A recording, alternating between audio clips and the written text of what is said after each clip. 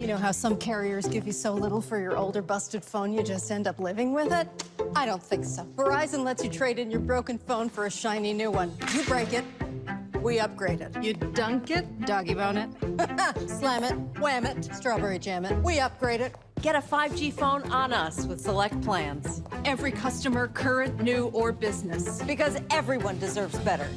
And with plans starting at just $35, better costs less than you think. It's Tuesday, December 7th, 2021. I'm Dr. Avis Jones-DeWeaver with Roland Martin Unfiltered, streaming live on the Black Star Network. They shut down D.C. We'll show you how and why protesters block traffic around the nation's capital. In about 45 minutes, members of the Congressional Black Caucus will be on the Capitol steps holding a vigil, urging the Senate to pass much-needed legislation. And the 61st mayor of Atlanta, Dickens, will be here to tell us about the plans for the city. The man accused of killing killing music executive Clarence Avant's wife is charged with murder. A jury will soon decide the fate of Jussie Smollett. Closing arguments will begin tomorrow.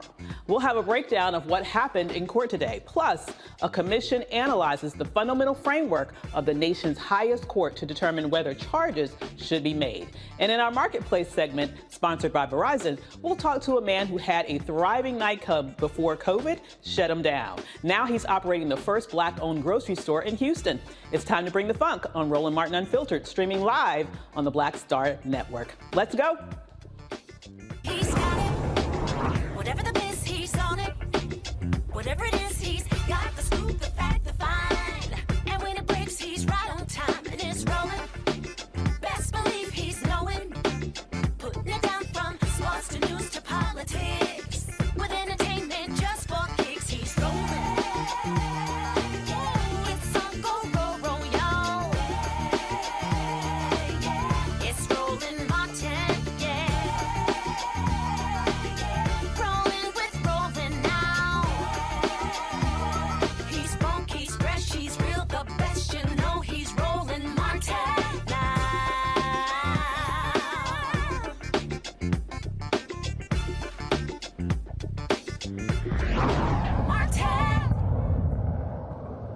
Protesters across the nation's capital gathered in a collaborative effort to shut down D.C. Today, demonstrations took place across the district as demonstrators voiced their opinion on the matters pressing the nation. And of course, one of today's leading topics was to urge congressional leaders to pass President Biden's $1.75 trillion Build Back Better bill. The clock is ticking on the bill, and more pressure falls on Senate Majority Leader Chuck Schumer to get the job done. The Congressional Black Caucus will be hosting a vigil for justice in just a little while. Led by Representative Joyce Beatty, the group calls for the Senate to pass the bills that have already made it through the House. In a statement, Beatty says, despite it being the holiday season, justice is not taking a break. We're streaming alarming examples of gun violence, police brutality, hate crimes, environmental justice, and unfortunately, so much more. While tragedies are commonplace, we've placed legislation that would transform our justice system, save lives, and change the narrative here in the House. It's now time for the Senate to act. Make no mistake, this vigil is a clarion call to action. We've passed the bills, we've delivered for the American people. Now it's up to you. Will the Senate act and save lives, or will they continue to choose inaction and obstruction? Will you stand by idly while lives continue to be lost, or will you govern? Tomorrow, Black women leaders and allies will host a Freedom Walk march beginning at 12:30 p.m. They will meet at the National Council of Negro Women headquarters and walk to the U.S. Senate for a Speak Out. On our panel tonight is Mustafa Santiago Ali, former senior advisor to the Environmental Justice Division of the EPA, and Xavier Pope, host of Suit Up News and owner of the Pope Law Firm. Welcome, young men. Wow, a lot going on, huh? Definitely. Well, I have to say, with everything going on, and with the Congressional Black Caucus holding this demonstration, and citizens across the district saying it's time to move on and get some work done, do you think that's going to be enough to change the Senate from inaction to action on those bills that we know are critically important, that's just languishing in their part of Congress to this day? What do you think, Santiago? I think it's always a good step. We got to keep the focus on the injustices that continue to happen. And we also got to keep a focus on what the Senate needs to do. And by letting them know that folks are still paying attention, that folks are still connected, that folks are still engaged, then it lets them know that we're not going away. We know what justice looks like, and whether it's in housing, healthcare, jobs, voting, and a number of other issues. And they have the pieces of legislation in front of them to address the needs that exist inside of our country. The question is, do they have the will to actually get the job done? So I think that the pressure that's being placed by folks actually showing up and showing out in some instances is critically needed. The other part of the equation is holding corporations accountable who continue to back many of these senators who refuse to move forward with what the majority of Americans are asking for. Absolutely. And so, Xavier, you know, as we've watched this play out now literally for months, it seems as if there is zero sense of urgency. We're not surprised by the Republicans. We expect them to be obstructionists. But it's so interesting to see how the Democratic caucus has been, in essence, held hostage by a couple of players who have decided that they're not going to push forth an agenda that not only the president is looking to make sort of his clarion call for his administration, but the House has already passed and done their side of the coin in terms of what they need to do to make these changes permanent for Americans. You know, what do you think it will take to get the cinemas of the world and the likes to sort of finally come on board and move forward legislation that, frankly, is critically important for this nation? To be frank, the math is the math. You have two senators in Sinema and Manchin who are borderline Republicans in terms of how they are holding their position, because they are seeking to make sure that they are reelected in office in conservative districts. And so unless the tenor of the country changes in terms of how we see the politics of things that need to get done in Washington, the net calculus doesn't change much. We could, our needs and the leaders will be responsible for, and what's important to African Americans. We could be in the streets, we could march. It's very important to make sure that we are standing and making sure our voices are heard. But if they land on deaf white ears, then it's impossible to change the situation without the calculus of our representation change. Absolutely. So when I think of this, Mustafa, and we think of a Manchin, for example, we've talked about this before. He comes from one of the poorest states in the nation. Do you think that in some way, I know he has his own way of thinking and he does his own thing, but I also have to wonder, is this also part of a messaging problem with the Democrats? This is an issue that we've talked about a lot, right? So, oftentimes the Build Back Better Act is referred to as the spending bill. I mean, not really great optics if you're going to call something the spending bill, instead of focusing on exactly what they are spending on, instead of being very specific about how this impacts the American people. And even, I would argue, this whole issue about Build Back Better, what the heck does that mean? If you were going to specifically talk about the fact that this means that you'll be able to keep your child tax credit. This means more money in your pocket. This means that we're going to have some universal pre-K. This means that your medicine bill is going to go down. If they were more specific, do you think it would be easier to move the Manchins of the world? Because now he would be better able to justify what's going on to his constituency that actually needs things like that. Without a doubt. I mean, it should have been labeled the investment bill, investments in your communities, investments in your families. And then helping people to understand what those investments actually look like. But, we find ourselves in the moment that we did. We talked for a long time and trying to get folks to make investments in Black media and brown media so that those who actually understand our communities could have those conversations across the airwaves about how change can and actually will happen, about how we can create our own businesses based upon these sets of resources that are out there.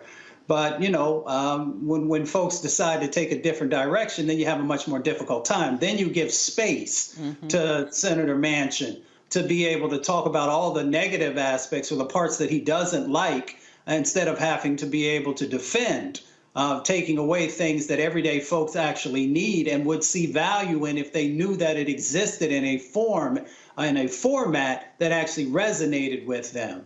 I have a good idea about the things that folks in Appalachia care about and Michigan care about, because those are two places that I grew up with. And when you have folks having these conversations based upon what goes on in New York or California, that's not going to resonate there, along with a number of places across the country. So I hope this is a lesson learned. I hope that we get it passed. But if not, folks should better understand that if you make these investments in those trusted folks who can actually get the message out, you will then be able to achieve the goals that we're setting forward on. Absolutely. And, Xavier, when I think about this, it may not be an issue of if this gets passed. It may be an issue of when this gets passed and in what form. And, you know, I know that the push right now is to try to get it done before Christmas. It doesn't look like Manchin is at all necessarily interested in doing that, if ever.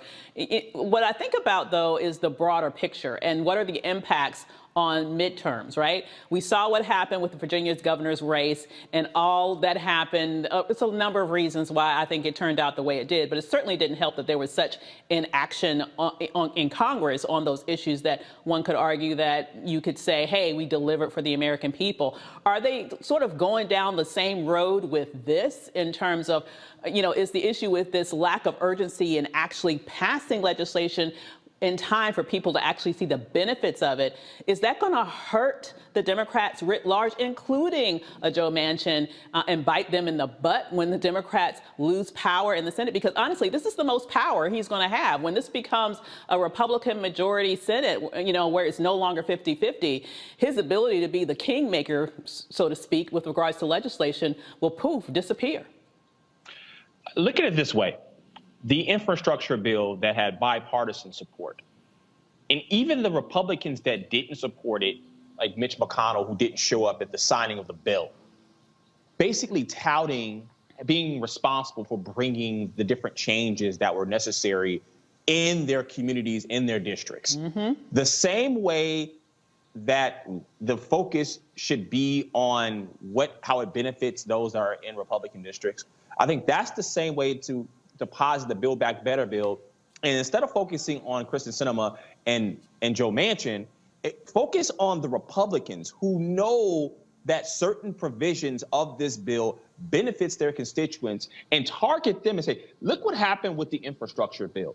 These are the people who didn't vote for it that are now touting it. Mm-hmm. This is how it's benefit these communities out. They're saying they're taking responsibility for it. Why aren't you taking responsibility for other issues that get mainstream support across the aisle? Put your attention on that and say, hey, we need to come together for this, and this is how we're able to pass legislation that impacts all Americans.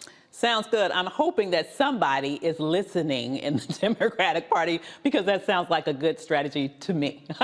Coming up, we'll talk to the new mayor of Atlanta, Andre Dickens. And later in our Marketplace segment, sponsored by Verizon, Houston welcomes its first Black-owned supermarket, District Market Green. The owner will tell us how the pandemic made him go from entertainment business to feeding his community. But first, a quick break. This is Roland Martin Unfiltered on the Black Star Network. We'll be right back.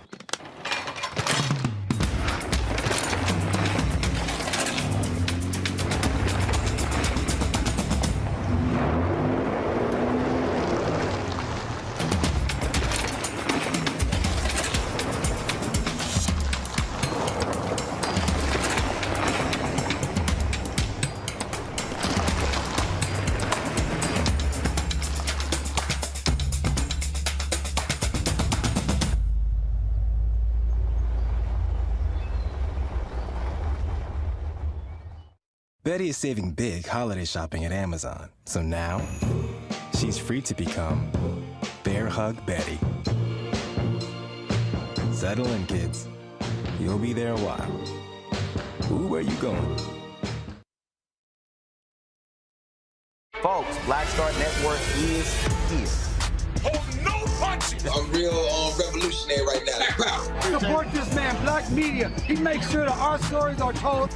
Thank you for being the voice of Black America, Roland. Stay black. I love y'all. All momentum we have now, we have to keep this going. The video looks phenomenal. See, there's a difference between Black Star Network and Black-owned media and something like CNN. You can't be Black-owned media and be scared. It's time to be smart. Bring your eyeballs home. You dig?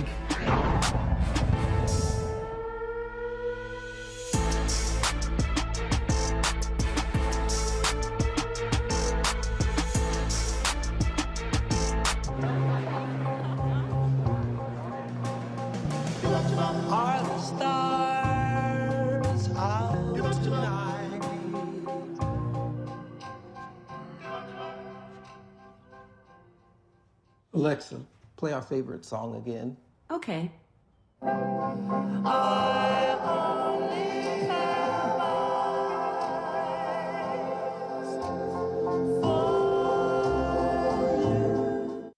Y'all know who Roland Martin is. He got the ascot on, he do the news. It's fancy news. Keep it rolling.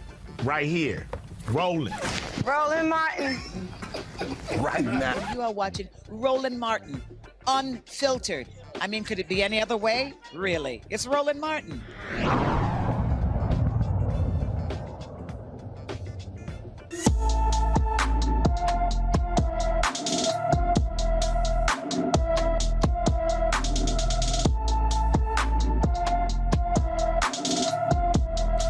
16-year-old Devon Simpson, who was last seen Wednesday, December 2nd, here in D.C.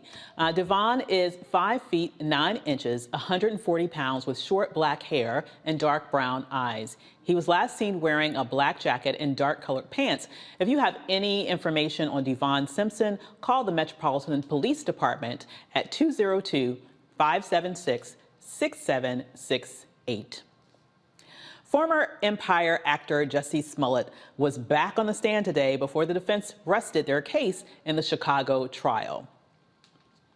Defense attorneys rested their case shortly after Smollett finished the second day of testimony, telling the jury the brothers tried to extort nearly $2 million from him.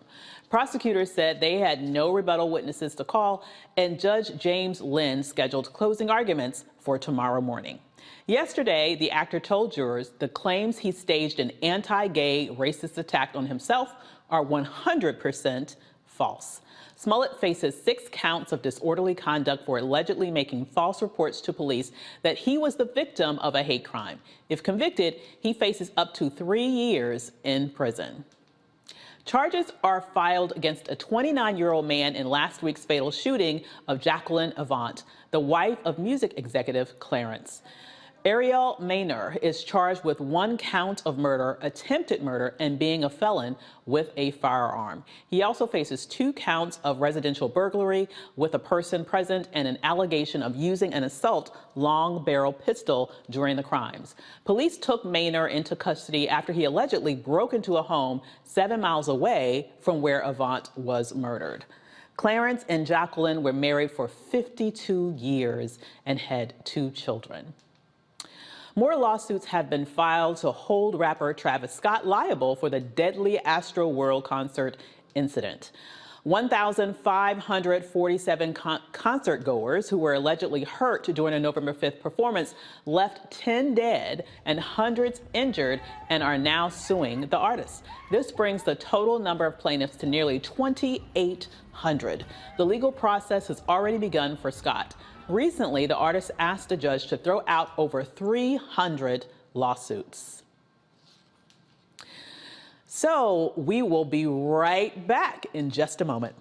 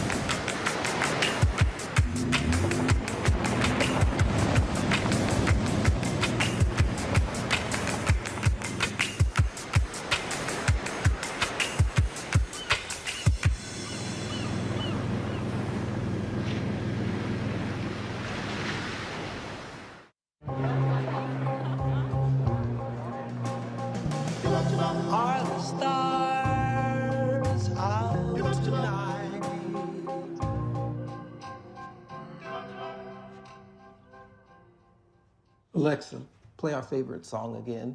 Okay.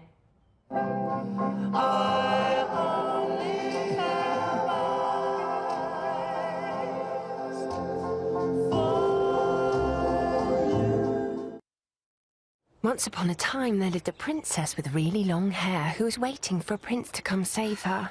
But really, who has time for that? Let's go. Feeling myself. I'm feeling She ordered herself a ladder with Prime one-day delivery, and she was out of there. Almost some hood girls looking back at it, and a good girl in my tax bracket. Now, her hairdressing empire is killing it.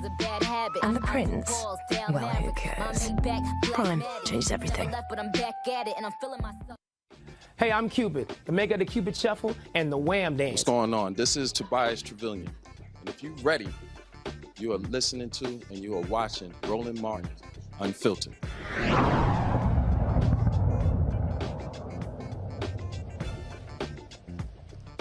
Atlanta has a brand new mayor. Andre Dixon will be the 61st mayor of Atlanta after winning last week's runoff over Council President Felicia Moore, 64% to 36%. He joins us now to tell us his plans for the city of Atlanta. Thank you, Mayor-elect Dickens, for joining us tonight. Congratulations.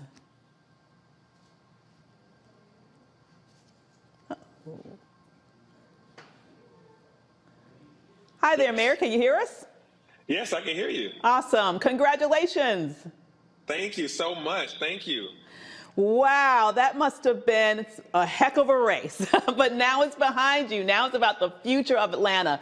So tell us, let us in on a little secret. What is at the top of your agenda for your wonderful city? Well, the first thing is to continue to thank the citizens of Atlanta that voted for me, a native Atlanta that came from behind from 5% all the way to be at 64% on election day. So thanking them, visiting them, going to as many meetings as I can, talking to all the community. Our city hall is closed right now, and it's been closed since COVID. I'm going to reopen it safely so that the citizens can come in and get work done and be able to take care of the necessary things that they need to do. And then making sure that we keep our city together. There's a fraction of our city that's interested in doing some strange things right now in terms of Buckhead. So I want to make sure that we successfully make sure that Buckhead is safe, but also that they are heard and have their city services taken care of. I'm going to build a bunch of affordable housing as well as, pave our roads, do our infrastructure for our transit and our sewer. So I got a lot on my plate. And working with the youth is of utmost importance in getting them prepared for the quality of life that they're going to want in the future by having them trained in after-school programs in STEM and technology like I've been doing my adult career. That sounds like quite an agenda. When you went, as you mentioned, from 5% to 65%, tell us, what do you think that the citizens saw in you to make them trust you in your city's future? Yeah, my message began to resonate once, we got into debates and on the forums and a lot of meet and greets and just knocking on doors, going door to door, telling the story that we can't be a tale of two cities with all this prosperity, but multi-generational poverty on the other side of the tracks. So talking to them about the ability to train people to get great jobs, that Atlanta continues to grow, but too many of our people are untapped talent. They're just waiting for us to tap into it, train them and prepare them, and make sure that we spread this economic boom around. That if you don't make sure that people have an opportunity and access and equality, they will show up in your system in other ways. And so it's best for us to make sure that we're inclusive and that everybody that's coming here makes sure that they make way for the people that are already here. And that really resonated with a lot of Atlantans, as well as our senior citizens who constantly are approached on the right side of them by somebody that's building a mini mansion and somebody on the left side of them that's renovating a older home and making it twice as big, and the seniors, property value goes up, but they're not looking to transact on that. So I want to freeze their taxes so that they don't continue to see escalations, even though their homes are already paid for. So we're trying to make sure we preserve our culture, our seniors. And, I was just, resonating with people about being honest. I got a whole lot of energy, and I've been able to, change the tides in my favor. That's wonderful. Now, when I think about what a lot of cities all around this nation is facing right now, that really is a hard problem to solve, is there has been an increase in crime rates following this sort of new we're still working through COVID reality, but the world is opening up, shall we say. Yeah. And obviously, I think a lot of that could be expected because we've been all kind of shut down for a while and people are coming out, so maybe things are getting back to normal. But in some situations, it's actually escalating above normal. What's going on in Atlanta with regards to that issue, and what are your plans to make things safer for Atlanta citizens, but at the same time ensure that police officers respect everyone's rights? Yeah, you're absolutely right. Atlanta's no different than other cities in the nation. Since May 2020, we've seen the crime escalation. And, a lot of the crime that we're seeing is crime that we hadn't seen in this way in maybe 20 years. Wow. I think that what we're seeing is, from isolation and depression and things that came from COVID, but also a sense of lawlessness that swept some individuals that said, we're going to do whatever we want to do, arrest me, and I don't care, because the jails are already, courts are not operating as well because they're open. They're not open. And so what you end up with is, people won't get their cases adjudicated for months, if not years. Mm. And so they get right out. They get arrested for stealing a car, and they're right back on the street waiting trial. And trial might not happen for 12 to 18 months. And I've had individuals commit the same crime 3 times. A lady last week called me and said, my son has been arrested 3 times for stealing cars. I'm afraid he's going to get shot by one of these car owners. Please lock him up and keep him there so he learns a lesson. And so I was like, wow, I just got elected mayor. She sees me on TV and she's like, you got to make sure you lock my son up and keep him. But what I want is a balanced approach to safety and justice. We got to make sure that we have the amount of officers that we need, but they have to be trained in the 21st century policing, where we de-escalate issues, where we have conflict resolution, where we use non-emergency police, where we use not police to resolve non-emergencies like homelessness and mental challenged people and public drunkenness. We don't need a badge and a gun and a taser to solve those issues. We need specialists, people that can get those folks the help that they need. Behavioral health needs people that's trained in that, not necessarily our officers, because when an officer is spending 1 hour trying to get somebody from in front of a store or a restaurant from acting sporadic, well, that officer is not driving around your neighborhood making sure that somebody's not breaking in your house or that some shootout is not about to happen at a restaurant or club. So I'd much rather we dedicate those resources to those specialists that can help these individuals that's experiencing those issues like mental health and et cetera, and getting the officers out of their cars, walking the beat, going to meet the gas station owners, restaurants, bars, and shopping centers. And the last thing I'll say is that youth crime is 60% of the crime in Atlanta. Wow. Youth-related crime. So individuals under 25 years old are committing 60% of the crime. So when we get youth crime down, we get overall crime down. And it's important that we embrace our youth and make sure that they have a pathway to prosperity out of poverty and out of issues that they don't see their life track going the right way. Wow, that last statistic really blew my mind. 60% of crime is committed by youth in your city. What do you think is the answer to that? Is it more programs? Is it jobs focused on youth? I mean, what is the answer that will make sure that that young population, quite frankly, don't throw their lives away? Because at some point it may be delayed in terms of getting to court, but at some point you're going to have to pay the piper. Right. The way to do this is we have to, really wrap our arms around the youth. This is going to require all of the nonprofits, the clergy, the business community, and our school system for all of us to work together to make sure every single teen has somewhere to be after the bell rings. School does one thing, but after the bell rings, we got to make sure they're in extracurricular activities like, sports, arts, STEM, mentoring, entrepreneurship. As long as they're involved in something, they're not going to be involved in crime. And then we have to make sure that they are employed. That means businesses hiring them, apprenticeships, internships. And I have a program that we're going to really be expanding where we train kids in technology so they're ready. This is what I do for a career. I'm a chief development officer for a technology company. That's been my career for a while until now as mayor. But we still getting used to that title, huh? Still getting used to that title. Got to get used to it. Oh, that's powerful. I love it. But, technology is the future, so I think it's a great synergy, your skill set there and what you're bringing to this city. And specifically, I think it's something that would interest young people. Obviously, they seem to be more proficient in technology than the rest of us. One other question I want to ask you before we go to break, and that is the economy. Now, if I'm looking at the latest job statistics, it actually was good news, in my opinion, for the Black population. We saw our unemployment rate goes down a full point from the previous month. If we looked at this time last year, we were, 10% unemployment as compared to like 6% right now. So that's a huge drop. What's that situation looking like in Atlanta right now in terms of employment possibilities, and how is that looking for your citizens?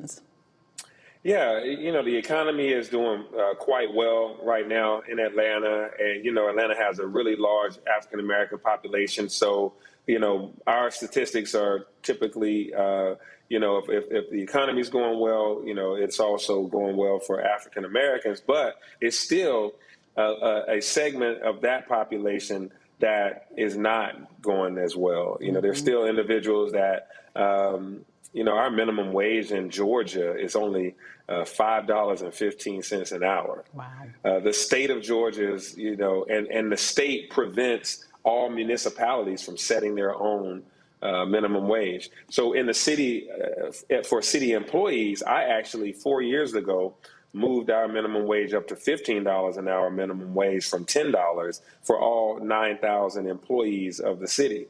But we want to move that up even higher. And so that attracts more people to come to work saying, okay, I can get a good job here working for the city and I can be, compensated enough to, afford an apartment. Whereas on the street, working at McDonald's or some other, restaurant, you're not necessarily going to get $15 an hour because the minimum wage in Georgia is so low. So helping spur this economy is at the top end, a lot of employment. And on the bottom end, it's a lot of people that may be employed, but they have to have 2 jobs to be able to make it. They have to put together 2 jobs to be able to afford healthcare, daycare, transportation, and, of course, paying for their food and monthly expenses. So I'm looking to have economic ladders to be able to have people grow in income, because we have affordable housing needs, because the housing is necessary, but the affordable part is about income. In Georgia and in Atlanta, our incomes just aren't high enough. And we have to give people skills to be able to get higher income, so that even though we have a pretty good unemployment rate that's not that high, we still have people working jobs that don't pay enough. I hear you. And I'll give you an example. I met people at the airport that are still working to pay last month's rent. Oh my God. And that's not enough income for, to be able to take care of their family needs, because they work for a contractor and they don't work for the city. They work for a contractor, and that contractor pays them $9 an hour. So they work $9 at the airport, and then they work, $8 or $9 at another restaurant, which takes them to almost 60 to 80 hours a week. How do they look after their kids? Right. So this is all I care about, is overcoming these generational issues of poverty and income inequality. And we have to deal with that right away. And that's what I'm going to do as mayor. That sounds like a powerful agenda. If you'll hold on for just a second, we will be right back with Atlanta's mayor-elect Andre Dickens after a quick break from our sponsors, Amazon and Buick. Roland Martin Unfiltered will be right back. You're watching the Black Star Network.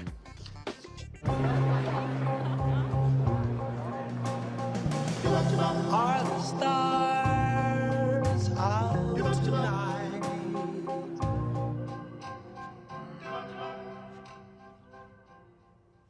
Alexa, play our favorite song again. Okay. Oh,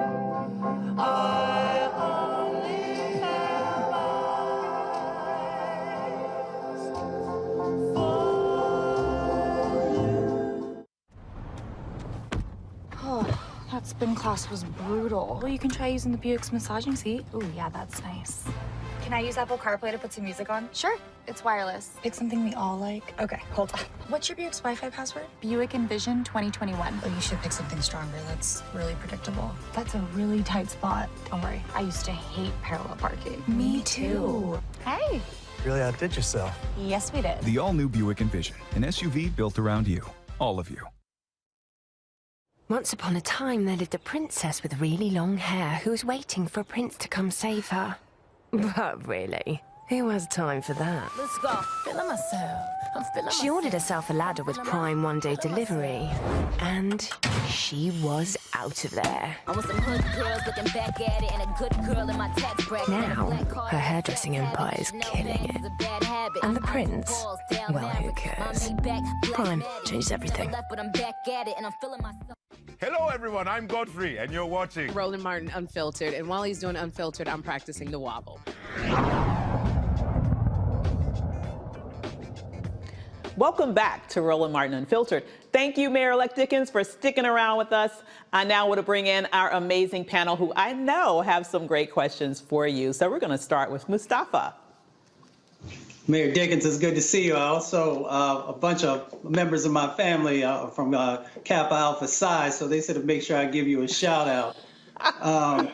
So we had to go there, okay. Had to go there, you had to.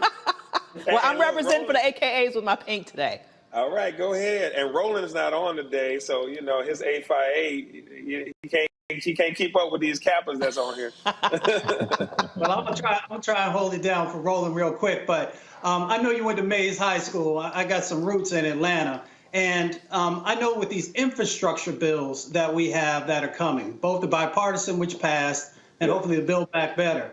I'm curious, two parts to this. The first part, how are you going to utilize those dollars? And the third part is, how can folks help you? Because I understand the dynamics with the Georgia House and being able to make sure those dollars make it back to Atlanta. So what's the plan? Yeah, absolutely. I'm so excited to, be in a position to take these dollars and put them to good use for the citizens of Atlanta.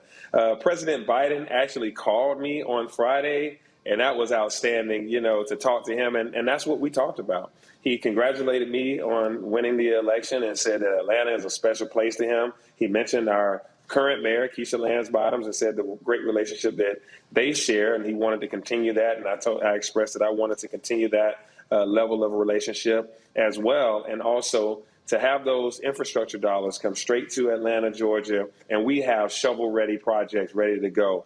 I want to do a lot of things. We have this loop around the city that we've created called the Beltline. It needs to have transit around it, so I want to build light rail, and then also have that light rail go out to Greenbrier Mall, which is going straight to the south side, because that area of town has the longest commute to get to a rail station on the bus. People take 40 minutes to ride a bus to get to a rail station. So our lower income African Americans are spending more productive time on a bus instead of being able to get on a train and get to the work, the central business district to go to work quicker. So I want to spend it on transit. I also want to do a lot of small projects that have major impact, like sidewalks around every single school and around every single senior center, to make sure that we have safety precautions, speed humps, and other things to calm down traffic so that people aren't getting hit, because we have some crashes that occur. So making sure that we have mobility and safety across our city, but then our water and sewer infrastructure needs some support. Atlanta is very hilly, as you know. So with the hills comes the valleys, and in the valleys you end up having, a puddling effect when there's rain. So making sure we have great sewers and we can prevent a lot of this stormwater runoff that we have that's really causing issues when we have severe weather events. So I have a set of plans and projects, and I've even told him that I see that parks as a part of infrastructure. If anything that COVID-19 taught us is that we all like to get some fresh air and go out in nature, and that we have to have every Atlantan within a 10-minute walk of a world-class park and have maintained equipment there and all of that. So parks and art are all a part of our quality of life. So I have a great plan of action, and we're ready to roll on a lot of fantastic initiatives to use that. I'm an engineer, so you know I love infrastructure projects and things of that nature. Sounds wonderful. Xavier, do you have a question? Yes, I do. Congratulations, Mayor-elect Dickens, of making your mom proud of you, saying that you would be mayor of Atlanta when you were just a teenager, preteen, and coming through. First, I want to know what age did you project when you told your mama that you'd become mayor of Atlanta? The second thing is there's an Atlanta Journal-Constitution report that showed that 54% of the Buckhead residents approved basically seceding from the city. And I know that one of your priorities was about improving the relationship with the city and the state. How do you project when it's shown that the Atlanta Braves moved to Cobb County? So the incentive of breaking away from the city, taking dollars out of the city, how do you improve that relationship in a divisive era, essentially, and to be able to lead the city? And also, how do you empower Atlanta to be a black tech hub from your background, and how do you increase that in the city as well? All right, so a couple of things there. So one is I did not predict a certain time frame for me becoming mayor. When I told my mom I wanted to be mayor, it was after meeting Mayor Ambassador Andrew Young, and I was enamored, and I said, hey, this is exactly how I want to be. I didn't know what a city council was, what a county commissioner. I didn't know anything. I just said, that man is the photo that's on the school picture. You know, it's the president, the governor, and this guy. And this guy is black, and I just saw him in the grocery store. And Mom, you made me go across aisles to go talk to him. I love that, and that's what I wanted to be. So, I mean, when we talk about youth and inspiration, I plan to be very visible and outspoken with youth about you can be anything you want to be based on the trajectory that I had. But I didn't predict that it would take me to be 47 years old to do it. But the second thing that you mentioned is talking about Buckhead. So, yeah, there was a poll done that 54% of Buckhead residents said that they would vote to succeed. And part of that is due to crime. And Buckhead has never in the past 20 years experienced this level of crime. And it's not even the same amount of crime as the rest of the city has experienced, but it's a crime that they haven't been used to. So they're crying out, saying, help us. This isn't how we want to live. And so we're saying to them, give the new mayor some runway to be able to bring down this crime wave and also give you the city services that you deserve. COVID did happen. COVID had a real effect on people's mentality, and COVID had a real effect on service delivery. You can't put 2 workers on a truck or 3 workers on a truck to fill a pothole. You can't put 3 workers on a truck to to do the garbage, pickup. You have to manage that 6 feet and all this stuff. And so it did reduce and inhibit some of the city services and put some delays. And then we had a worker shortage. And so what I'm trying to do is be able to get us back to full complement of employees and also making sure that we get to fully fulfill our service level agreement with the citizens. 4 days to fill a pothole, the amount of time it takes to 99.9% garbage pickup on time, et cetera. All those things, we get back to that and we bring down the crime wave. Buckhead will see that this city is on the right direction and they'll want to stay in the city. But I'm not just waiting to when I'm mayor. I'm already talking to the people that want to keep Buckhead in the city and also the state legislators that I have good relationships with, and also some state legislators I've never met before on the Republican side. I'm talking to them and saying, hey, you want less government, right? Why would you want them to create a new government? And I believe that now that we got the election out of the way and I won by a healthy amount, they know that I'm the unifier. I've lived in Buckhead before for 16 and a half years, and my daughter still goes to school in Buckhead and has an after-school job in Buckhead. I will make sure that Buckhead, just like Southwest Atlanta, just like Midtown and every other part of Atlanta, sees their mayor and understands that we're going to have a better city government function in just a little while. So, Mayor, I have a question about voting rights. I know that we've been very sort of microscopic in our specific focus on issues that Atlanta itself is facing. But when I think about the impact of the citizens of Atlanta on the last presidential election and the Senate, you know, it's clear that that is a very strong space in the state in terms of really being able to swing that state. As you know, we have a historic governor election coming up there in the not too distant future. And when you think about the laws that your legislature passed recently to make it more difficult for people to vote, what do you think is going to happen? Do you think people are going to have difficulty being able to exercise their right in the next election? And what message would you send to the Senate, the U.S. Senate, in order to move, in order to address those issues through legislation?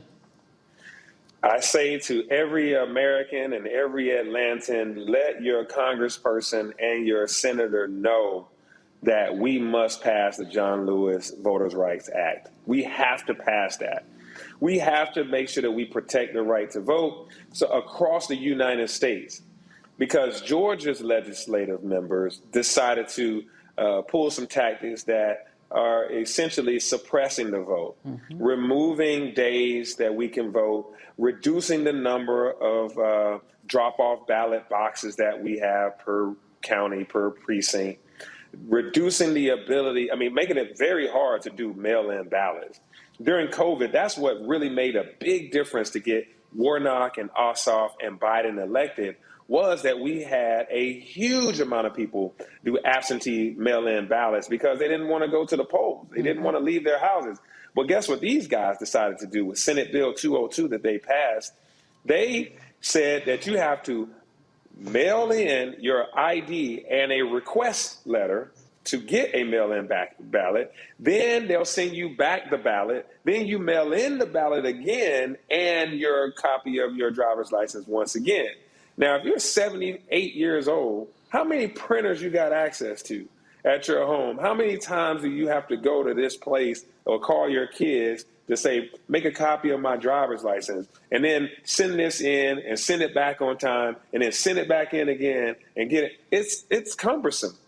When all we really were supposed to have is you get an absentee ballot mailed to your house, you fill it out and drop it off in a drop-off box, or mail it right away, just one time. These things, in even my election, in even the mayor's election, which is in a city that's majority Democratic and very easily to comprehend how to go about the task of voting, 4,000 people requested a mail-in ballot, and we only got 2,000 of them turned in. Wow. Because a lot of people said, I thought when I sent this in, that was all I had to do. And then you sent something back to me, and it came the day before the election. I didn't check my mail that day. So on voting day, you said it was too late for me to turn it in. It's basically voter suppression by confusion, by requiring extra steps to do something that should be very easy and free. So what we're doing is Warnock, Ossoff, and our representatives in the Congress, I've been working with them and talking with them because it's necessary. And I don't want our citizens being on the wrong side of an election or not having their voice heard. Absolutely. Well, Mayor, I want to thank you so much for being so generous with your time this evening. I think the citizens of Atlanta are lucky to have such an amazing person as you to lead them through this very interesting time that they're in. And we look forward to having you on the show many times in the future. All right, I look forward to it. Thank you so much to all the panelists, and thank you for having me on. And let's continue to talk. Absolutely. All right, see you soon. See you. Bye-bye. There's more to come on Roland Martin Unfiltered.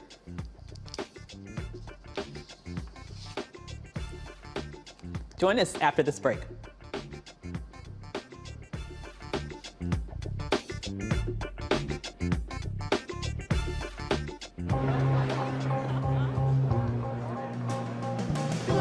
Are the stars out tonight?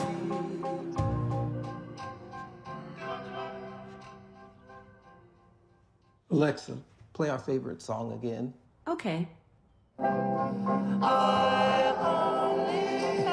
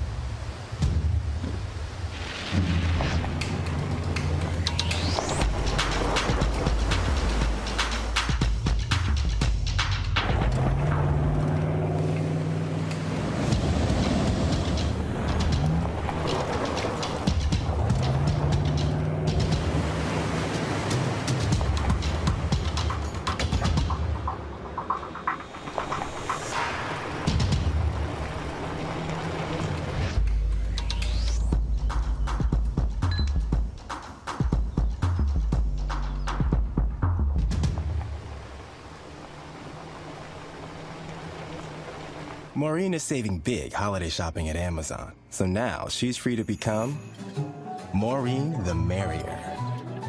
Food is her love language, and she really loves her grandson. Like, really loves. Hi, I'm El DeBarge. Hey, yo, Peace World, what's going on? It's the Love King of R&B, Raheem Devon, and you're watching Roland Martin, Unfiltered.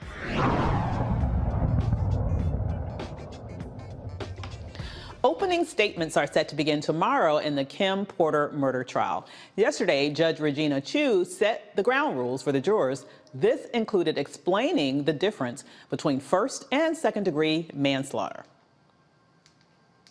Kim Porter faces first and second-degree manslaughter charges for the death of Daunte Wright. The jury of 14 people, including 2 alternates, will hear the case. 9 of the 12 jurors likely to deliberate are white. 1 is black and 2 are Asian. The 2 alternatives are white. So, Xavier, your thoughts about what we should expect with this particular trial that we have coming up? Do you think we should, it's hard for me to actually expect justice at this point, but maybe we'll get it. Who knows? Maybe I'll be surprised. Well, I will point out that some of the pretrial stuff has been encouraging in terms of the Asian judge in this case, and her not allowing the broadening of some of the jury instructions that the defense wanted to focus squarely on the actions that were taken, and why the officer may have used and confused a gun for a taser. And so I think that was really important to keep that out in terms of focusing on the potential criminality, and when that didn't exist, and also focusing on what officers could do if a suspect was fleeing when there was no indication of any criminality in the first place. And so I think keeping that out of the jury instructions to focus squarely and narrowly on the actions of the officer, making it clearer for the jury. Now, I think that's very important because we saw what the impact of a negative judge could be. We saw in the Kyle Rittenhouse case with the confusing amount of jury instructions that ultimately led to them finding some reasonable doubt there to be able to make sure that basic domestic terrorists got off, and Proud Boy's life was more important than the protest for Black lives. So having diversity on the bench, we've seen it coming right there, and how important it is to have the right judge on the bench as an impartial a person in there and for a trial. It certainly is important, I agree with you, to have a judge that is impartial versus one that is obviously leaning in the direction of the defense in the case of the Rittenhouse case. But Mustafa, are you concerned at all about the makeup of the jury? This is something that, for me, I'm thinking all the defense has to do is sort of play the white fear card, and perhaps they'll have an advantage there. Well, I'm always concerned when we have juries that don't look like America, that the percentages don't look like America, because it's so easy. The history has shown us that, the scales have always been tilted against us. And it began with, the framing of how we have our laws and stuff in place, but it was actually buffeted by these juries that often were not representative, where we didn't have a voice in the process. So I have concerns. But of course, with the Ahmaud Arbery case and others, we can see that when a judge sets fair sets of actions and requirements, then it can help to balance out the scales of justice so that we can get down to, the facts of a case. But I will note, though, that 74% of Hannibal County, where this case is being tried, 74% of it is white. The jury makeup is about 75% white, which goes in line with some of the demographics of that particular county. So that's true that it's important that we do have diverse juries, but it does line up with where the diversity exists in that particular county. Should give us definite fear because it was a Black man that was killed. And so it's important for us to recognize that as well. Absolutely. However, I'm thinking about, if it was my son, I would want more than one. I think it was just one Black person, right, on the jury. Is that correct? Yeah. The makeup of the jury is 14 people, 2 alternatives, and most of them are white. I would be concerned. We don't see justice play out at all. So I'd say this is encouraging that we do have an impartial judge. And I think it's really important that we do point this out, because I don't think that people know enough about how judges impact the evidence that juries see, so that they are not so that the bias that they may have is tapped into. Because we saw it openly in the Cal Rittenhouse case, how the defense was able to take advantage of the bias to play into the jury by framing the politics of really with no case at all, really in defense, even putting Rittenhouse on the stand. So in this particular case, it's really important how the evidence is viewed by the jury to be able to eliminate as much bias as possible. So yes, we'd love to have more, but all black, we want that. But without that, making sure that we have an impartial arbiter of the case who is going to make sure that the case isn't slanted to play into in jury bias is extremely important. Absolutely. I mean, when you think about the Rittenhouse case, if you have a judge that won't allow the prosecutors to call victims, you know from the get-go that that's not going to go very well for the prosecution.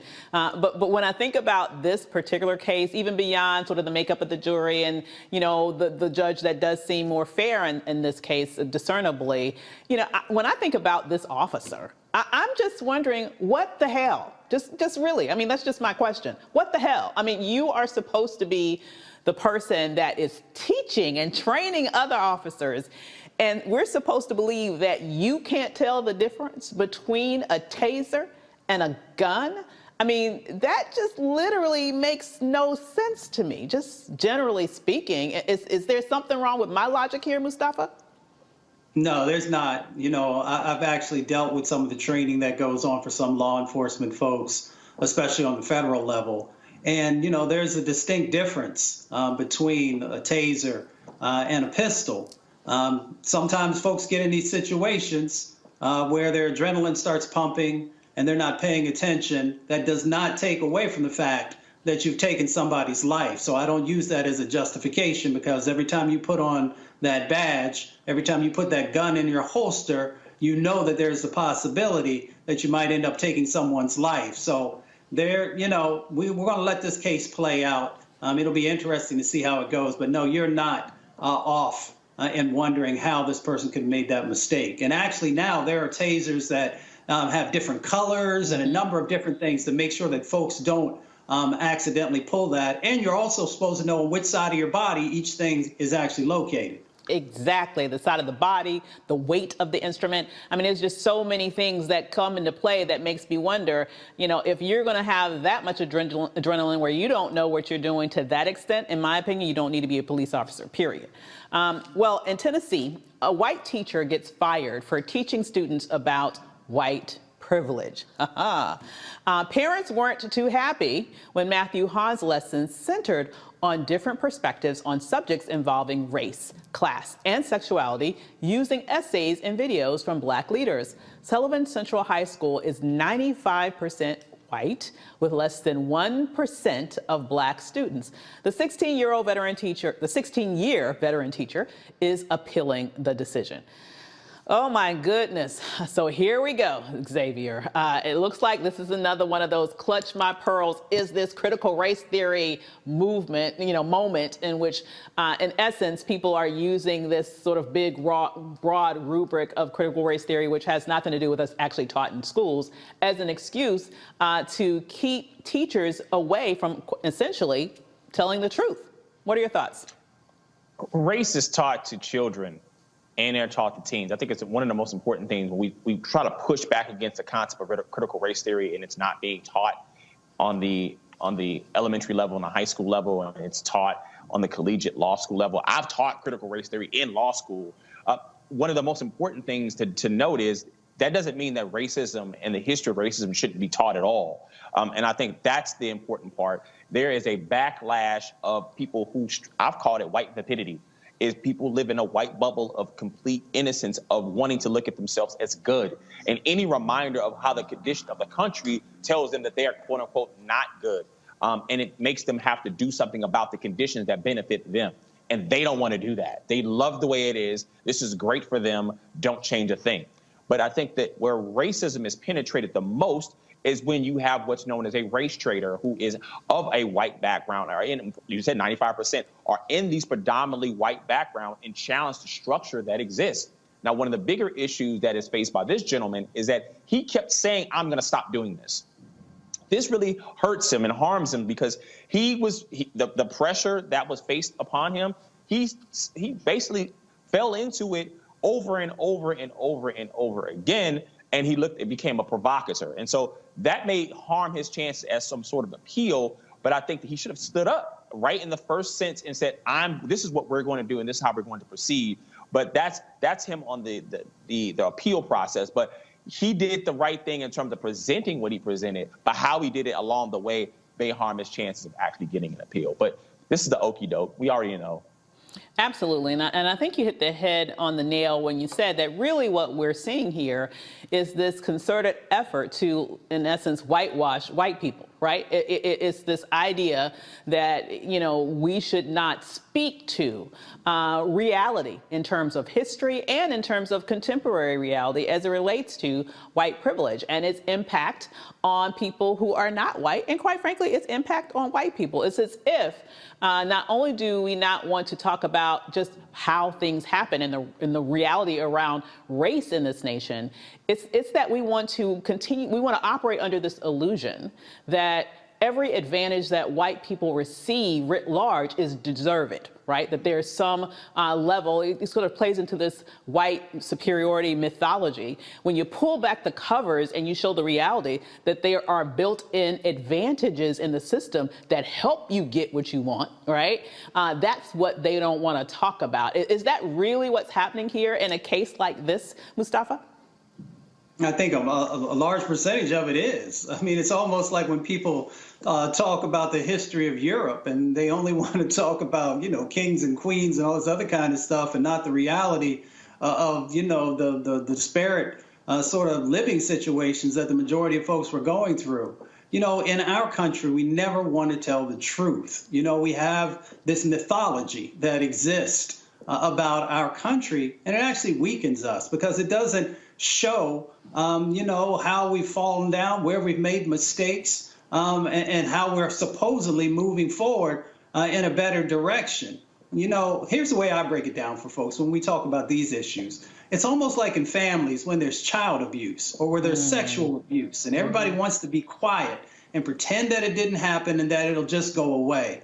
And that's how folks also deal with race in this country. They don't want to talk about everything that they did with the genocide around indigenous brothers and sisters. They don't want to talk about enslaving of African people and getting free labor and making trillions of dollars off of that, which is really the bedrock that our country was built on. We just need to tell the truth. Tell the truth and then do the steps that are necessary to heal our country and to also make sure that there are reparations or other sorts of actions that address the people who this country has built on top of. Well, I think, Mustafa, I do believe, though, that the truth is actually being told. We just had the Mayor-elect Dickens on the show talking about Buckhead. They're openly saying we want to leave Atlanta because there's a black man that's mayor. And the politics that he represents doesn't represent who we are. And that is in the open. There is no hiding that. There is no trying to keep that under wraps. It's just how it's framed to the public in terms of who perceives that to be right and who perceives that to be wrong. It's just as simple as that. Absolutely. But when we talk about the classroom, I think what's happening here is we don't want to talk about the truth about history. And I think a lot of it has to do with the fact that, number one, when you are truthful about what really happened in this nation's history, then any person of any moral conscience would feel a need to take some corrective action, which is what they are trying to avoid. You just mentioned, for example, reparations. Lord God forbid. You want to see some clutching pearls? You're going to see it then, okay, when you open up that conversation. And then the next part of this coin is, honestly, I have to go back to this issue of there is this desire to avoid the fact of the built-in advantages. Yes, there are wealth disparities that tremendously, advantage the white community, why there's so much wealth as compared, for example, to black wealth. But then again, you don't want to talk about how you got all that wealth. You don't want to talk about the centuries of free labor that allow for that to accumulate. You don't want to talk about all of the sort of discriminatory policies that were put in place that built the suburbs, that allowed your parents to be able to buy homes for little or nothing, that appreciated in value. Those were unfair advantages. I could go on and give a boatload of unfair advantages. And what's really interesting is those unfair advantages, that predisposition for wanting to tilt the system continues to this day. That's exactly what's happening with these voting rights laws that are happening all over the country. They want to build in unfair advantages that will lead to, in essence, an apartheid state that gives white people more voting power than everyone else in this country. Isn't it that white people are just addicted to not playing fair and they don't want that truth to be told in schools? Well, when you go to the club, everybody want to be in VIP. Right? And I think that if you're a VIP, you don't want to go down and dance with everybody in the middle of the floor. And I think that that's the narrative that exists in our society right now is, hey, I didn't have anything to do with me getting here, but I'm here now and I'm going to protect where I am. And until we frame this a little bit differently, and this is a national security issue. When our neighbors across the world see that America doesn't honor its citizens, then it makes us less like a nation to look up to. It makes us more vulnerable to those who want to harm us. Yeah, but they don't care. I don't think they care as long as they get an advantage. Listen, I've seen studies that suggest that when white folk believe that written large, obviously this doesn't account for everybody, but writ large, if you look at survey data, when white people believe that people of color will be advantaged by democracy, guess what? Their support of democracy declines. This is why I'm not shocked when we're looking at what's happened in terms of the very sort of calculated tilt toward autocracy that's happening in this nation. It doesn't surprise me because they know that their numeric advantage is disappearing, and therefore they want to tilt the system to give undeserved power to their cohort so they can continue to be in charge with voting rights, with stacking the courts, with everything that's going to allow a white minority to have oversized power and no longer a democratic system. I mean, what are your thoughts about that, Mustafa? Well, you already shared with folks. It is about the apartheid-esque system that folks are trying to put in place. This is about power and privilege. And this is about trying to get their arms around as much of it as possible as the browning of America happens. Mm-hmm. That's why we see all of these actions that are going on in the state level, of trying to limit people's ability to be able to vote, of the redistricting that's going on, all these different dynamics, because all of it is tied into power and resources and thinking critically about not what's happening in this moment or next year. This is about 5, 10, 15, 20 years of making sure that you are putting in place structures so that your voices are the most dominant and have the most influence. Mm-hmm. So for me, I'm very clear. It's about power and privilege. Boom. I completely agree. Well, there's more to come on Roland Martin Unfiltered. The Department of Justice is investigating a New York State Police Department's practices against the non-violent black offenders. Plus, could we see some changes to the U.S. Supreme Court? I sure hope so. We'll tell what Biden's U.S. Supreme Court Commission is recommending. And later, the pandemic changed one man's Texas business. Now he owns Houston's first black-owned grocery store. He'll tell us about that process in a moment. But first, a quick break. Stay with us. You're watching Roland Martin Unfiltered on the Black Star Network. See you in a sec.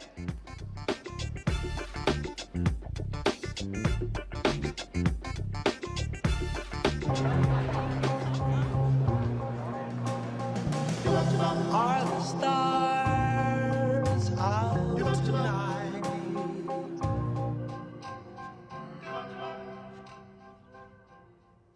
Alexa, play our favorite song again.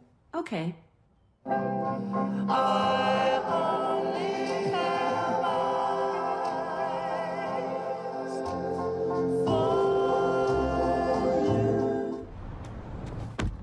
Oh, that Spin class was brutal. Well, you can try using the Buick's massaging seat. Ooh, yeah, that's nice.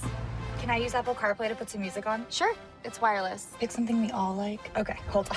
What's your Buick's Wi-Fi password? Buick Envision 2021. Oh, you should pick something stronger. That's really predictable. That's a really tight spot. Don't worry, I used to hate parallel parking. Me too. Hey. Really outdid yourself. Yes, we did. The all-new Buick Envision, an SUV built around you. Once upon a time, there lived a princess with really long hair who was waiting for a prince to come save her. But really, who has time for that? Let's go. Feeling myself.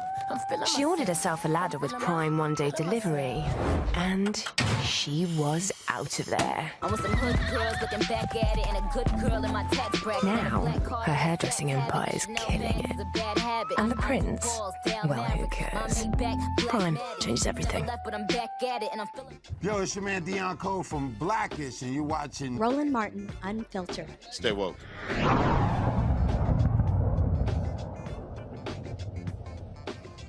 A commission set up by President Biden to explore changes to the makeup of the Supreme Court has unanimously voted to finalize their report after a 7-month process. The commission's draft version includes arguments for term limits and the total number of justices. A seat on the Supreme Court is currently a lifetime appointment. The report comes as polls show public approval for the Supreme Court has dropped in recent months. Xavier, what do you think about this? You know, we're looking at changing the whole way in which we sort of allow the Supreme Court to function in terms of terms and all of that good stuff. Do you think that the commission's report is enough to suggest, or should we go even more aggressive? Listen, as long as we live in a center, not a center-right country, we live in a center-bigot country. As long as we continue to center bigots in terms of our politics in our country, things won't change. We won't get any more Supreme Court justices. We won't reshape how justice looks in this country. Think about this. It was a unanimous decision in Brown versus Board of Education. That wouldn't happen now. The fact that wouldn't happen now is profoundly ridiculous in where we are and where we're moving as a country. So I think that's extremely important. We have women's reproductive rights at jeopardy right now. Voting rights are now being dismantled. We're living in a country that's going backwards in terms of the rights because what we talked about in the last segment of centering of bigots in this country. So until we make this country ashamed of where it's going and it actually having an impact of people being being deplatformed, less money being made, as long as people can continue to grift and make money and change the politics of this country, we'll continue to see this move along, but we won't see any traction in terms of changing what the Supreme Court actually looks like to impact our laws in our country. Do they have any shame, Mustafa? I think shame is on short supply. I mean, what are your thoughts? It's hard to find. You know, I spent some time up there, so if you can find it, you might be able to also find the winning Powerball numbers at the same time. So, you know. Put me down, too. Yeah, I mean, Xavier hit it on the head.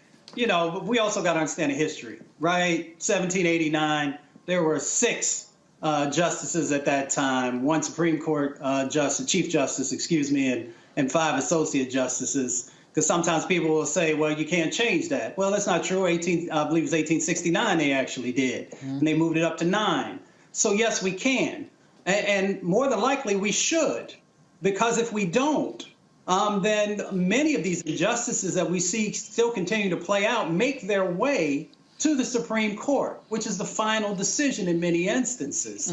So if we actually want to see social justice and civil rights and a number of the other critical elements that can make our country better, then it has to have a Supreme Court that is actually more representative of our country. And if we're not willing to do that, then we will continue to see this democracy to disintegrate. And by no means do I want that to happen, but I do want a democracy that is actually much more representative of the people who live in this country. I hear you. And when I really think about how we got here, I just get pissed off all over again. Because, you know, we have a situation where there was a stolen Supreme Court seat from President Obama. And then guess what? the filibuster, you know, the Republicans have no problem using it on their behalf and being able to sneak in another seat on the Supreme Court literally just a couple of months, just really literally weeks before losing the last presidential election. But here we are with the Democrats, for example, wringing their hands about what they should do and shouldn't do with regarding to protecting voting rights. It's just another example of how the Republicans don't care about anything but raw power. And now we have the Supreme Court that is overly tilted to the right. And I'm telling you, not only is women's reproductive rights hanging by a string right now, once that goes down, it's no telling what's going to go down next. What's your thoughts on that, Xavier? Let's look. We keep focusing on the Supreme Court seat that was stolen, but Merrick Garland, who would have taken that seat, was really very safe pick by President Obama. And you see what he's doing in the Department of Justice.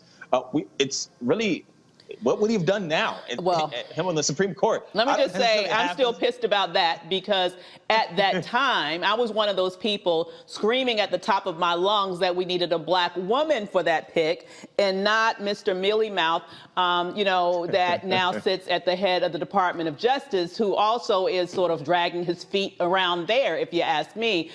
I honestly, let me just make my case. Okay, I'll just make my case and then I'll shut up. But I really think that could have changed the entire trajectory of that presidential election, because nobody gave a damn about Merrick Garland. Nobody gave a damn. I can't even say his name.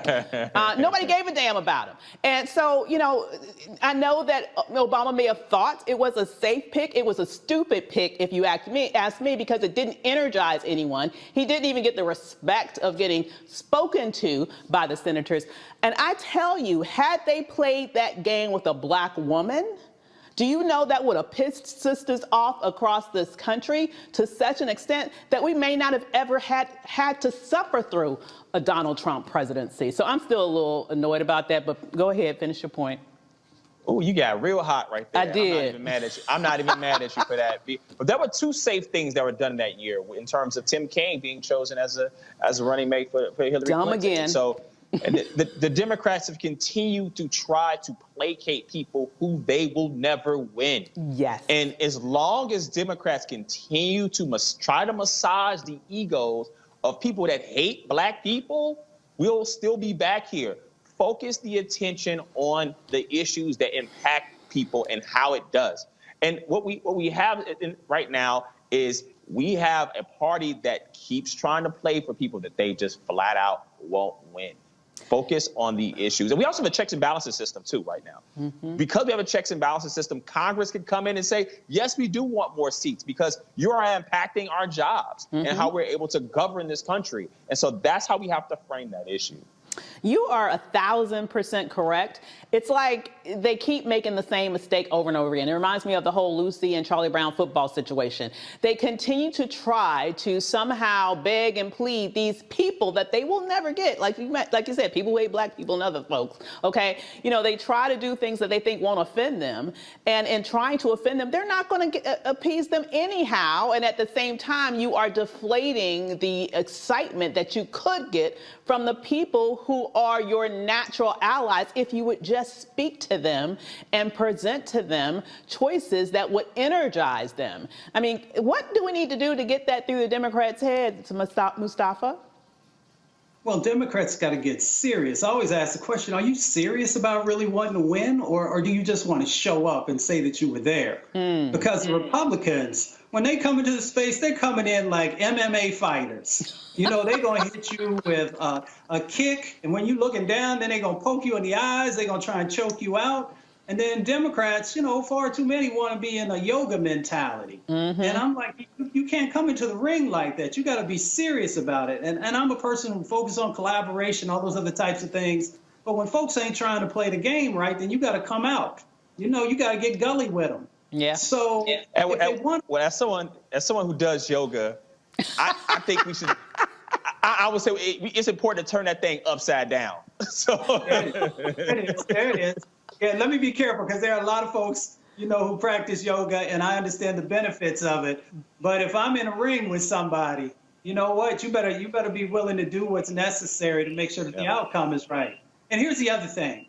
is that Republicans have had a strategic plan for decades now about owning the courts. Yep. The Supreme Court, our district courts, courts on the local level, because they understand the power that exists in that space. Absolutely. And we've talked about it time and time again on this show. And eventually, our folks have to understand that if we want change to happen, you've got to own the courts.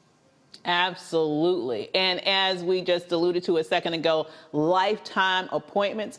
I mean, let's just take a minute to let that marinate. This court is going to be impacting the rights of my grandchildren. And maybe even my great-grandchildren, who knows? Because another thing that the Republicans tend to do better than the Democrats is they tend to appoint younger people to the courts who will be there for a good 30 years plus.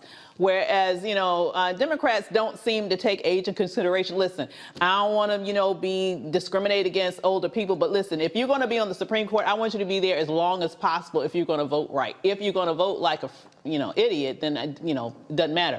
But it puts, once again, it puts the Democrats at a disadvantage when you look at how the Republicans are strategic and stacking the courts, and as you mentioned, not just the Supreme Court, stacking the courts with young, far-right, often completely unqualified individuals, but as long as they will tote the Republican sort of line of thought, they're in like Flint. Yeah, I mean, as long as you're not qualified, you're going to be able to be swayed to be able to plug into your grift, as opposed to your actual qualifications. And so we've had some of them not be able to serve because of the disqualifications. I mean, Amy Coney Barrett had no reason to be even close to the Supreme Court seat. I mean, she jumped right in the spot and then jumped fast track right to the Supreme Court. And that's what we're going to see her there for a very, very long time. Someone who shouldn't be there in the first place. And we need to be able to change how we do things. Stop placating to these bigots, man. It's time to focus on the energy of the people that put you in office. Get them excited. Get them focused on issues. Get them mobilized. We should be having to do this job. You started out the show with people are marching on Washington for bills to be passed. This shouldn't have to be that we're begging our representatives to do their jobs to be able to do the work for people that are putting them in office. Absolutely. It shouldn't have to be, but unfortunately it is. And then on the other side of the coin, maybe some Supreme Court justices and other justices need to be very strategic about when they retire so that they don't put us in a situation where they're replaced by individuals who their very mission is to undo everything they tried to protect their entire career. So here we are. The Department of Justice is opening an investigation into the Mount Vernon Police Department in New York after reports of excessive force corruption, systemic racism, and discrimination. For example, in 2019, Officer Ryan Hughes pushed a handcuffed black woman into a cell after her arrest. Please be advised of strong language and disturbing content in this video.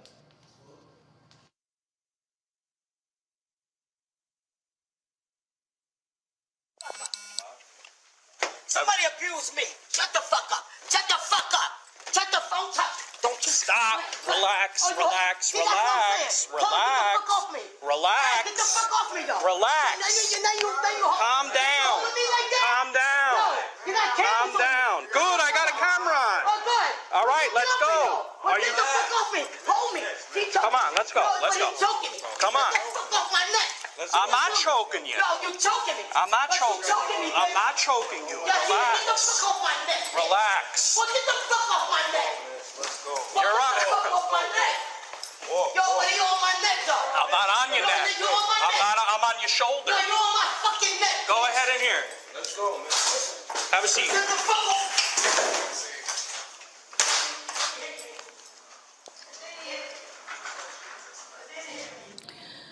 Wow. So this is just one of many reports about the violent treatment of Black Mount Vernon residents who make up 66% of the 74,000 person population.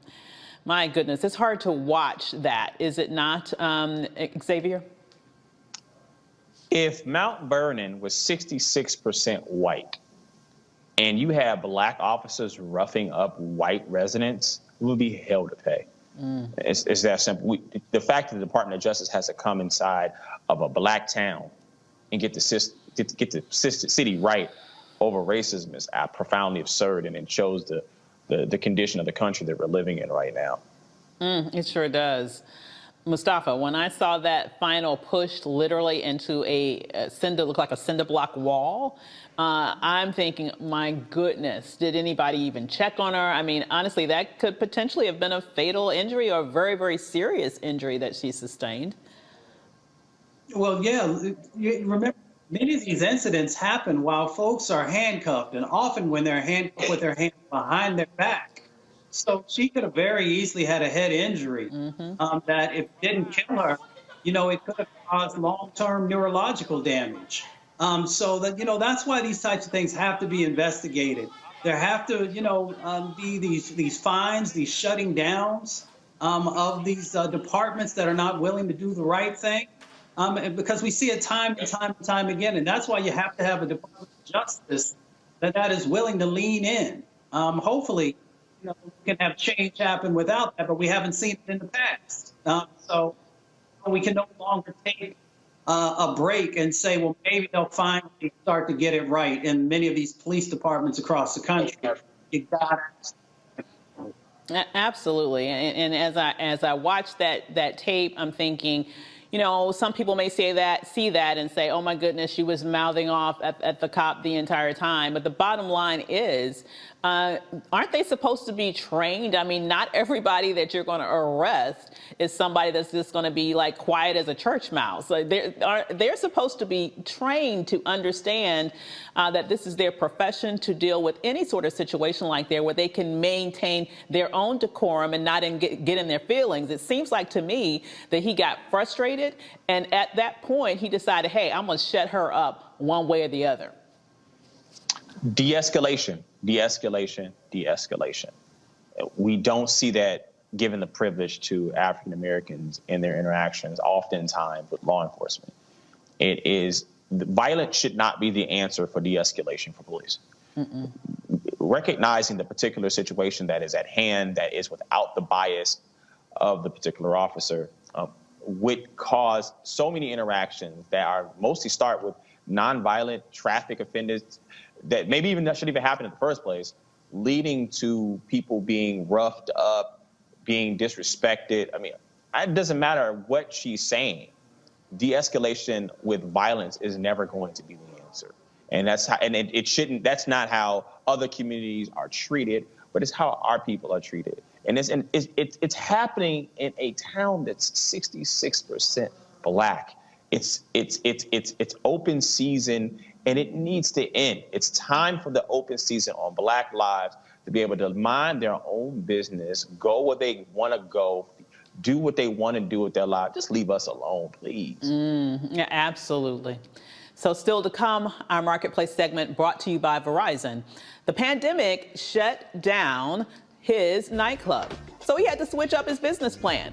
When Roland Martin Unfiltered returns, we'll talk to the owner of District Market Green Grocer, Houston's first Black-owned grocery store. But first, a quick break. You're watching Roland Martin Unfiltered on the Black Star Network. We'll be right back.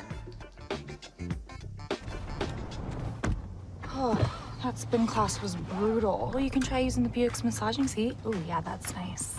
Can I use Apple CarPlay to put some music on? Sure, it's wireless. Pick something we all like. Okay, hold on. What's your Buick's Wi-Fi password? Buick Envision 2021. Oh, you should pick something stronger. That's really predictable. That's a really tight spot. Don't worry, I used to hate parallel parking. Me too. Hey. Really outdid yourself. Yes, we did. The all-new Buick Envision, an SUV built around you, all of you. Betty is saving big holiday shopping at Amazon. So now, she's free to become Bear Hug Betty. Settle in, kids. You'll be there a while. Ooh, where you going? You know how some carriers give you so little for your older busted phone you just end up living with it? I don't think so. Verizon lets you trade in your broken phone for a shiny new one. You break it, we upgrade it. You dunk it, doggy bone it, slam it, wham it, strawberry jam it. We upgrade it. Get a 5G phone on us with select plans. Every customer, current, new, or business. Because everyone deserves better. And with plans starting at just $35, better cost less than you think.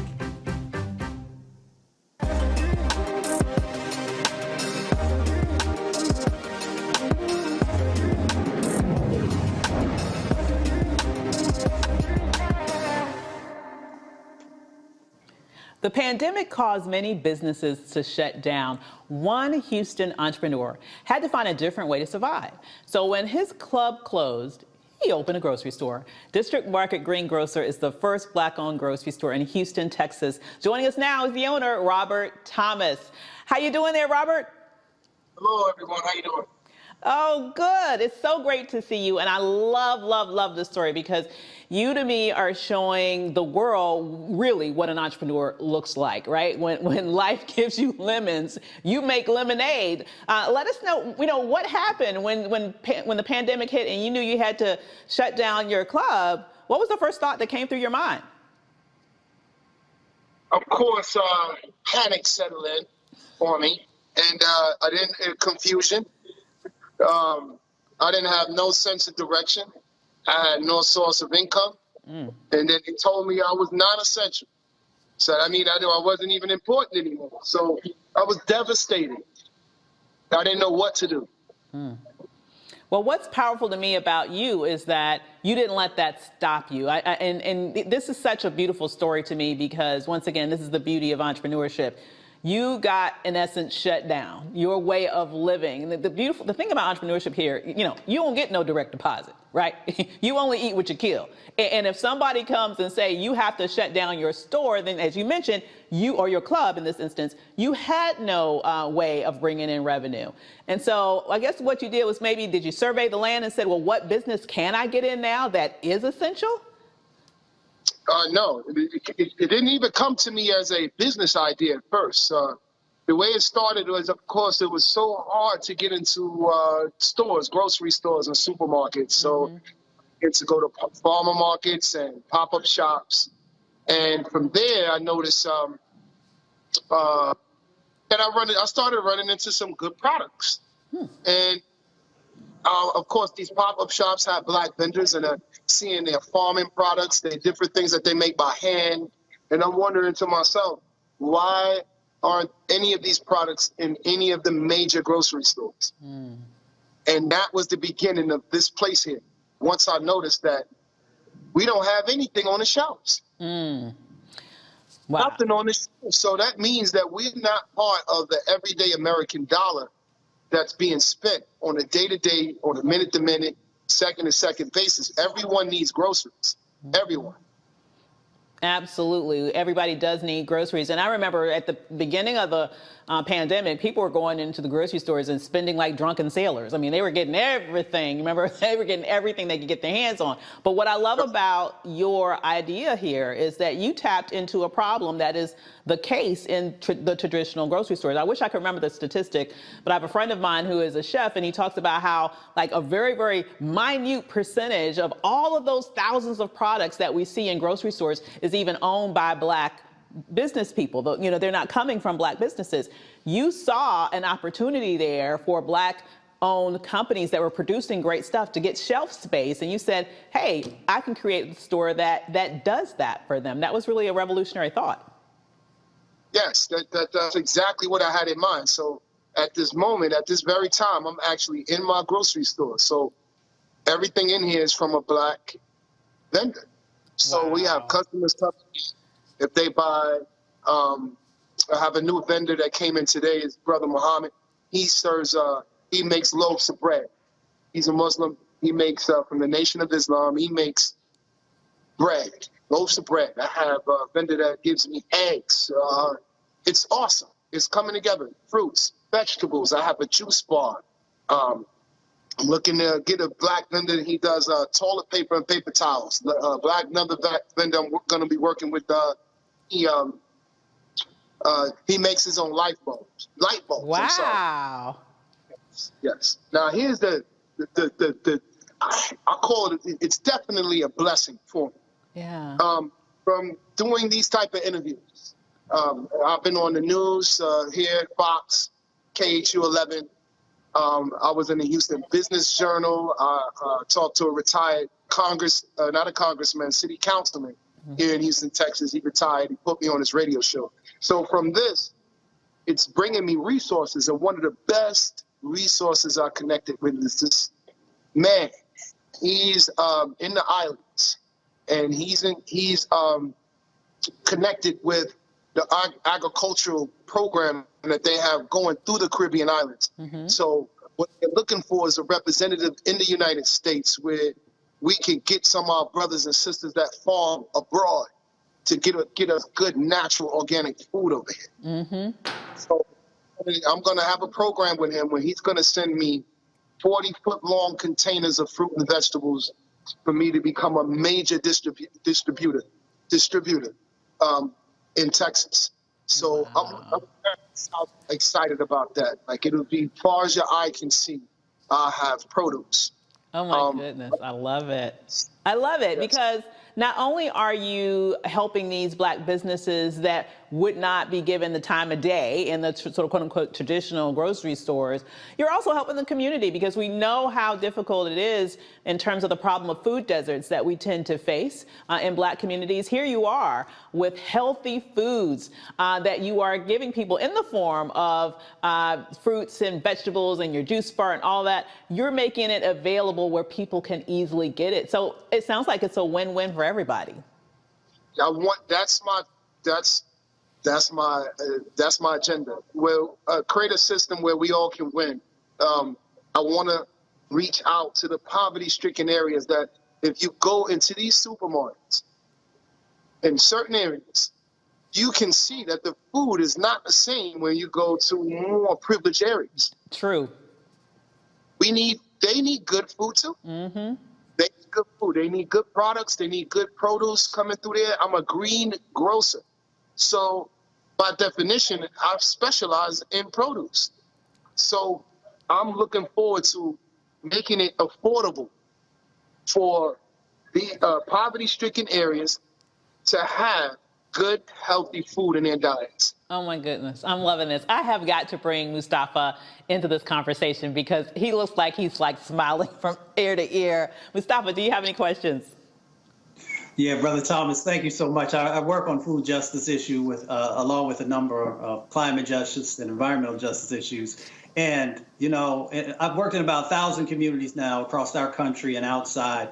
And one of the things that you always notice is the lack of fresh and affordable, healthy food in our communities. So my question is, over the next 12 to 24 months, what's your vision for growing this out? And where do you plan on landing?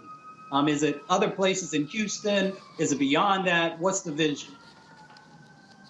Right now, to be honest with you, my vision now is to formulate a team.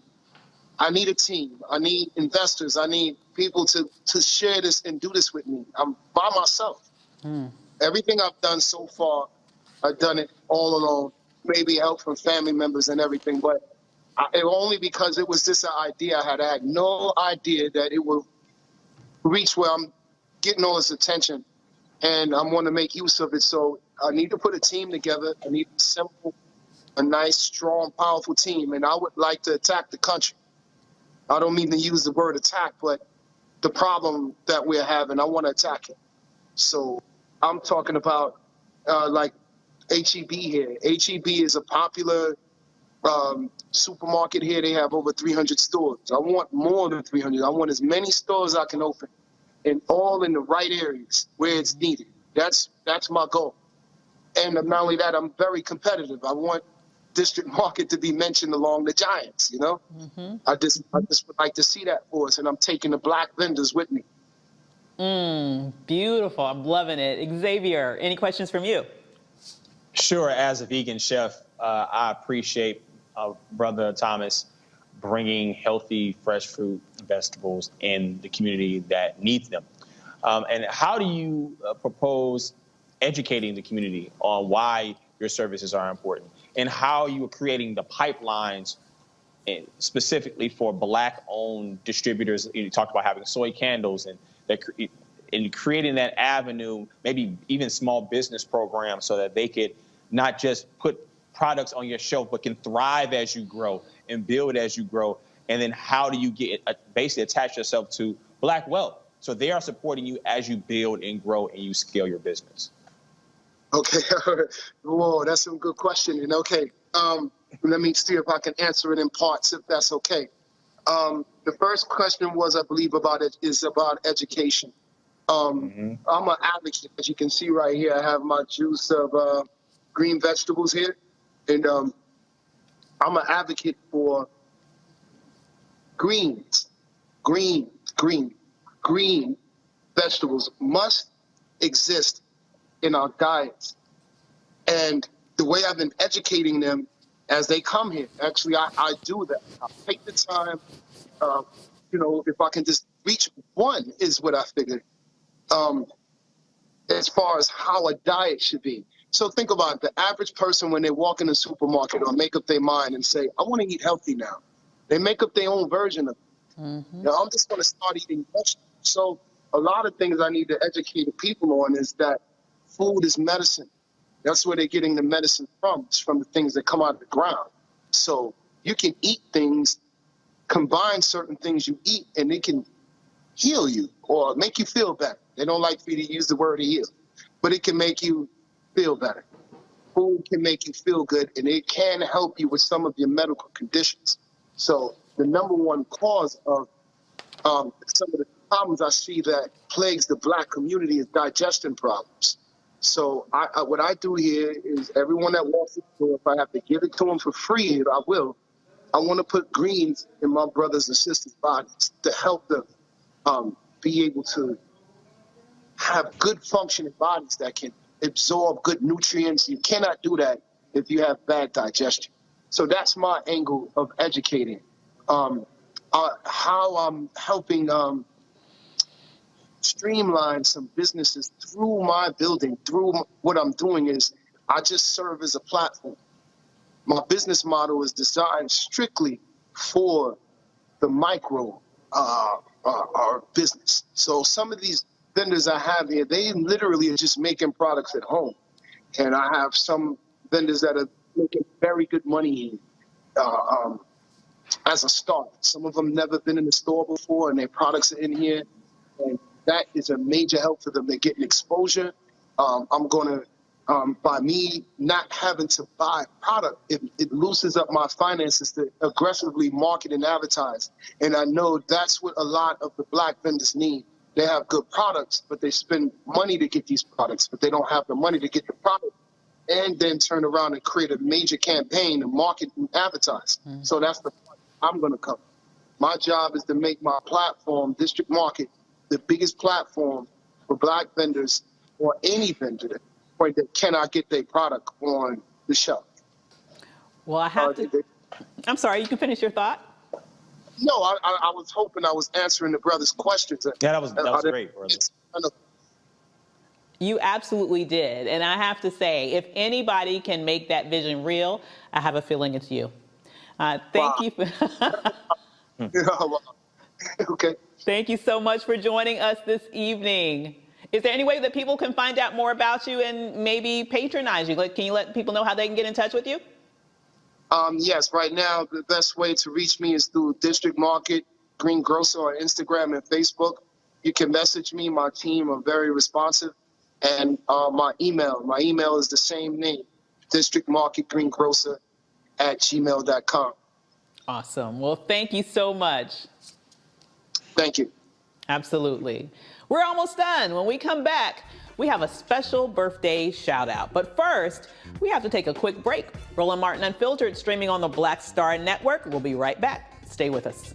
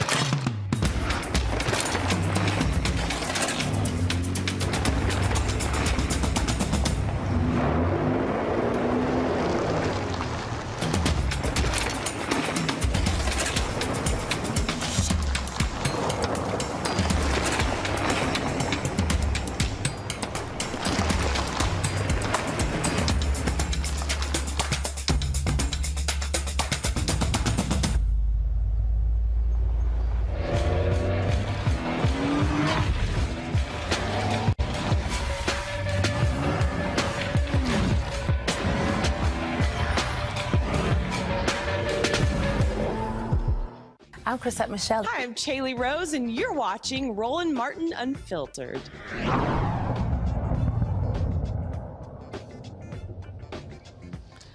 The Los Angeles Lakers organization is making history. Keisha Nix becomes the first black woman vice president in the organization.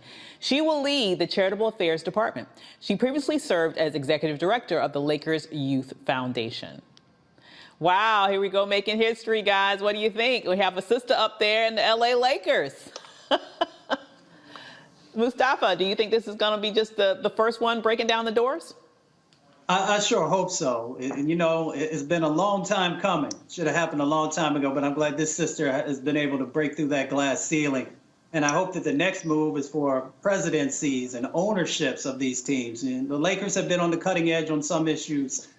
So kudos to them for, you know, acknowledging and giving this sister the platform to be able to show the amazing things that she and other sisters will be able to do. Absolutely. Absolutely. And we want to wish a very special happy birthday to Brigadier General Charles McGee. McGee is the oldest living Tuskegee Airman pilot, and he turned, get this, 102 years old today. McGee flew for over 2 decades and had many accolades for his service. He flew in over 400 combat missions in more than 30 different types of aircraft. In case you didn't know, the Tuskegee Airmen were a group of primarily African-American military pilots and airmen who fought in World War II and who formed the 332nd Expeditionary Operations Group and the 477th Bombardment Group of the United States Army Air Force. Isn't that powerful, Xavier, to see this amazing American hero reach that milestone of 102? Last time he was alive, when he first came to Earth, there was a pandemic we had before. I mean, that's how long he's been here. I mean, he's seen so many different things happen in our country. God bless him. Happy birthday, my brother. We are very, very proud of you. You're a living legacy and a testament to the will of our people when we are faced with extraordinary circumstances. To get to 102 is an absolute blessing. And we're so happy to have him here, being a beacon of our community. Absolutely. Well, I couldn't have said it better myself. Now, before we go, we want to take a moment to remember Pearl Harbor. It's been 8 decades since the attack on Pearl Harbor, the date that changed the course of a nation and led the United States into World War II. 2,403 people died and 1,178 were injured when USS Shaw exploded after being hit by Japanese bombs on December 7th, 1941. Today, we remember those who died that day. The first Pearl Harbor Day was held in 1994 after Congress designated December 7th as Pearl Harbor National Remembrance Day. Well, that's it for us tonight. I want to thank my amazing panel, Mustafa Santiago and Ali and Xavier Pope for joining us. And thank you for joining us here on Roland Martin Unfiltered, streaming on the Black Star Network. If you haven't done it yet, download the Black Star Network on all of your devices, right? And if you want to support us, please do, okay, as we can continue to bring you stories that matter. So support us on Cash App at Cash App /RM Unfiltered. Support us on PayPal at paypal.me, R Martin Unfiltered. Support us on Venmo and Zelle at venmo.com, RM Unfiltered, and Roland at RolandSMartin.com. I'm Dr. Avis. Ray Baker will be your host tomorrow, but I'll be back to see you on Monday. Have a great evening, and don't forget to holla.